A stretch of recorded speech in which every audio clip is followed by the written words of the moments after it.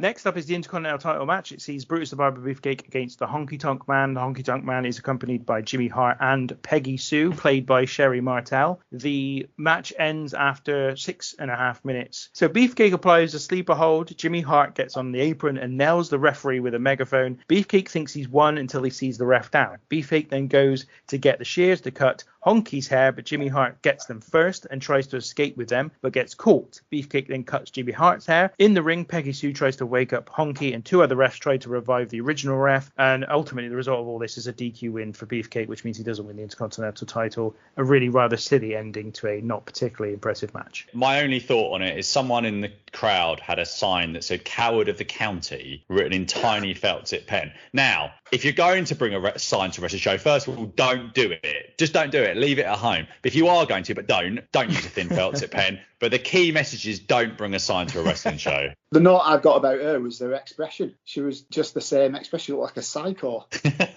An absolute psycho. Right, controversial. This is my match of the night. Wow. This is my match of the night. Okay, so let me explain myself. So I know that you're very upset by that, Stephen. Now, I think that you're having the technical issues when we were talking about the Hogan-Andre match. So okay. That was a contender for me until the end. And for me, the end's the most important part of the match. But this, I wasn't looking forward to this at all. When it was starting, I wasn't looking forward to it. I could not be arsed watching a Honky Tonk Man versus Beefcake match. However, I liked it throughout. I actually love the ending because Beefcake has got Honky Tonk in a sleeper, and Jimmy Hart is desperate and hits the referee with his megaphone, as any manager would do, protecting their champion. I love Beefcake's celebration. He jumps around like he's a 3-year-old kid. And then again, I like the end with the scissors and cutting Jimmy's hair while Peggy Sue's trying to revive Honky Tonk, gets the water, pours it over him. I was thoroughly entertained throughout, and that's why